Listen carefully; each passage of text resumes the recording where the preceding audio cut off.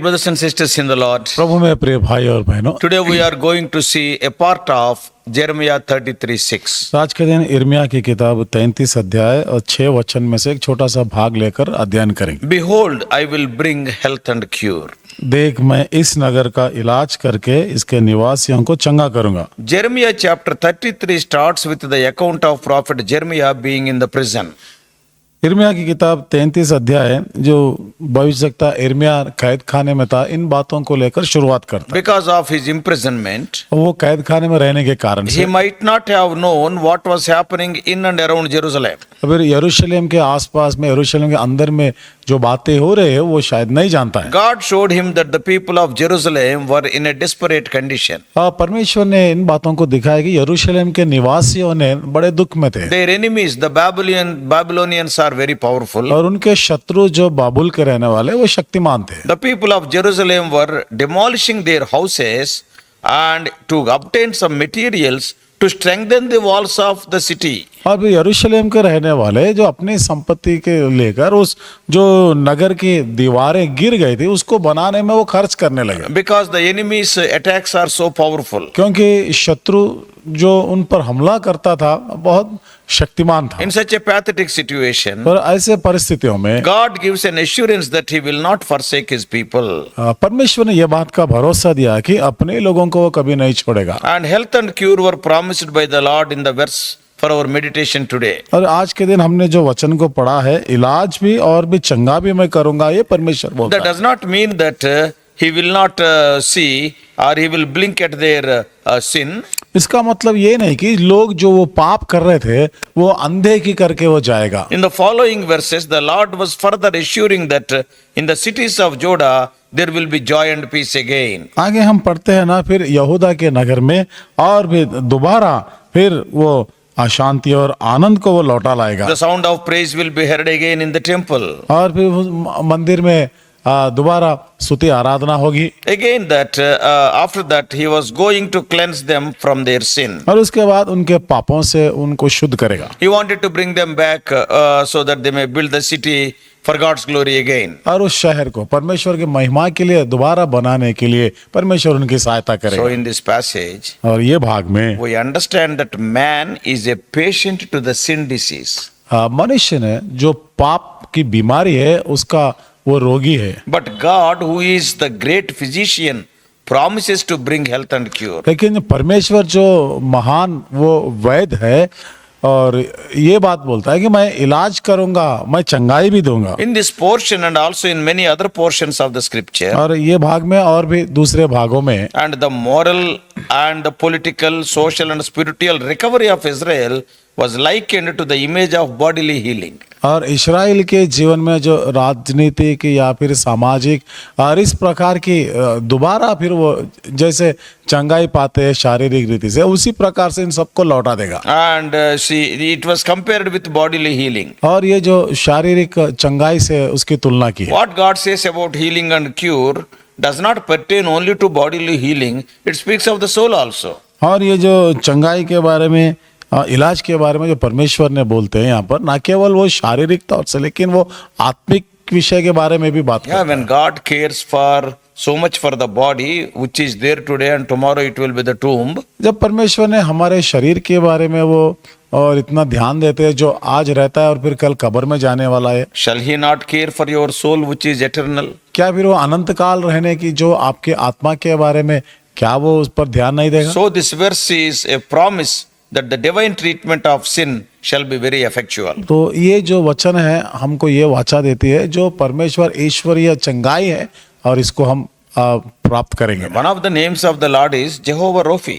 परमेश्वर का एक नाम है यहोवा Raufi. He heals them that expresses the desire for healing. जो लोग चंगाई पाने की इच्छा रखते हैं उनको वो चंगाई देगा। Sin is awful. पाप बहुत खतरनाक भयानक है। And the question is, what is to be done with it? तो प्रश्न ये होता है फिर ये पाप के साथ हमको क्या करना है? The answer is seen in the verse for our meditation today. और उसका उत्तर आज के दिन के जो अध्ययन कर रहे वचन में लिखा है। No other person but God only can give health and cure. कोई व्यक्ति नहीं, केवल परमेश्वर ही चंगाई देगा, इलाज करेगा।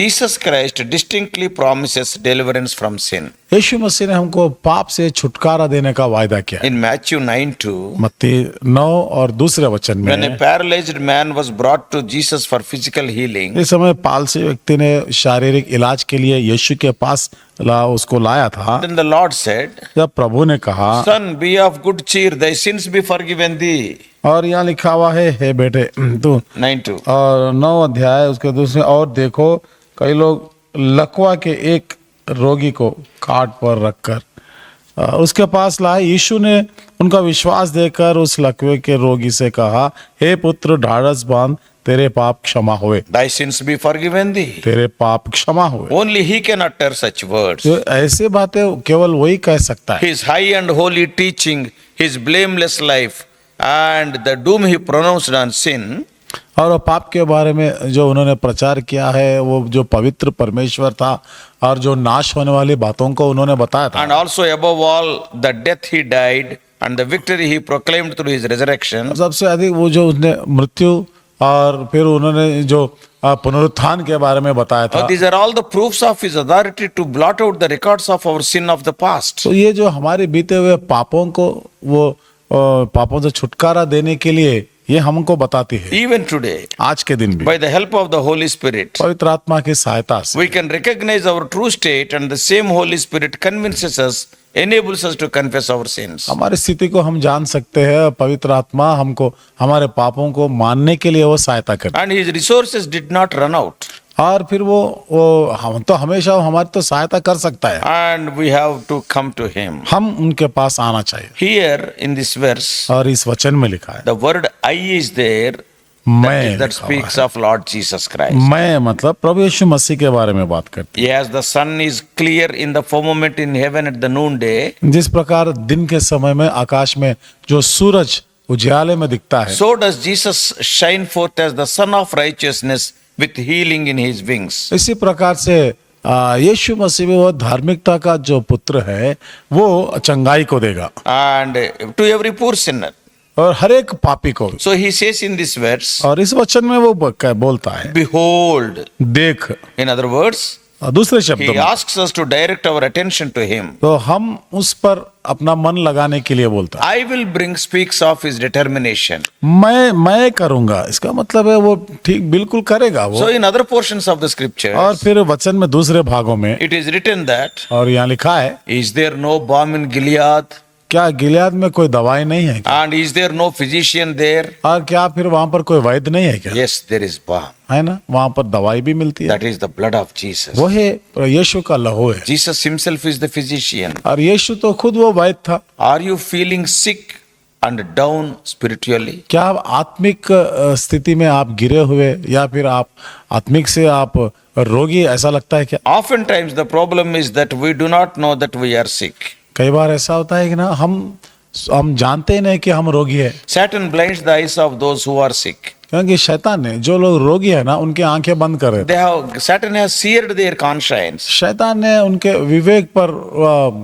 वो विवेक को बंद कर दिया है। Some people, though they know that they are sick, कुछ लोग जानते हैं वो लोग रोगी है, yet they are not willing to be healed. फिर भी वो लोग चंगाई पाना नहीं चाहते। So dear brothers and sisters, don't be like them. अरे भाई और बहनों, आप ऐसा नहीं रहना है। We all need healing, both physical and spiritual. हम सबों को शारीरिक और आत्मिक की चंगाई की आवश्यकता है। Come to Jesus Christ. यीशु मसीह के पास आइए Have faith on him. और उस पर विश्वास कीजिए Have faith on his promises. और उसके प्रतिज्ञाओं पर विश्वास Then कीजिए। he will give health and cure. तब वो आपको चंगाई भी देगा, इलाज भी You देगा। can enjoy rest and peace. आप शांति और आराम को अनुभव ले सकते But before I close, my question today हैं। is, लेकिन समाप्त करने से पहले मेरा प्रश्न है, are you suffering from any disease, either physical or spiritual? क्या आपके जीवन में शारीरिक या फिर आत्मिक बीमारी है आपके जीवन में? Come to Jesus. यीशु के पास आइए Claim today his promise and be restored. और आज के जीवन के वह प्रतिज्ञाओं पर भरोसा कीजिए और फिर आप चंगाई को and प्राप्त enjoy rest and peace और शांति और आनंद आराम का अनुभव लीजिए and experience the love of God. और परमेश्वर के प्रेम का अनुभव कीजिए। So in conclusion, अब मैं समाप्ति में let us review what we have learned today. आज हम क्या सीखा है एक बार फिर हम मनन करेंगे। The church of God and the members of it can be compared to Jerusalem. और ये परमेश्वर की कलीसिया है या फिर मंडली के लोग और यरूशलेम के साथ उनकी तुलना की। The healing of their spiritual maladies, the disease of their sin is only by the blood of Christ. और उनके आत्मिक चंगाई है ना, ये तो केवल यीशु मसीह की लहू के द्वारा ही मिल सकती It है। is only God who can restore us. ये केवल परमेश्वर है, परमेश्वर है उनको फिर वापस लेकर आ Yeah, सकता man है, cannot save himself. क्योंकि मनुष्य अपने आप को बचा नहीं पाता। God will bring health and cure. परमेश्वर आपको इलाज भी करेगा और आपको चंगाई भी देगा Peace and truth will be revealed to us. और फिर हमको और शांति और सच्चाई का प्रकट So may होता है। God help us to understand these truths and enjoy true peace and joy which Jesus Christ is offering freely. और इन सच्चाइयों को समझने में और जो परमेश्वर ने हमको मुफ्त में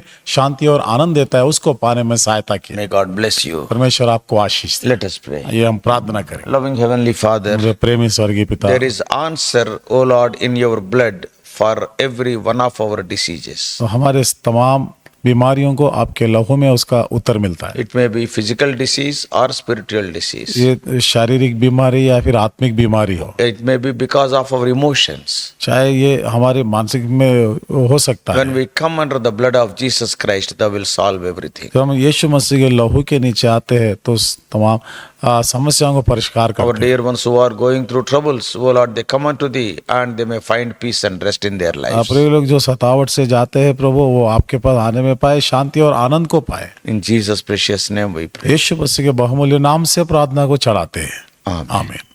परमेश्वर आप सबको आशीष दे। और भी अधिक आत्मिक संदेशों के लिए John Victor Hindi messages channel को सब्सक्राइब कीजिए।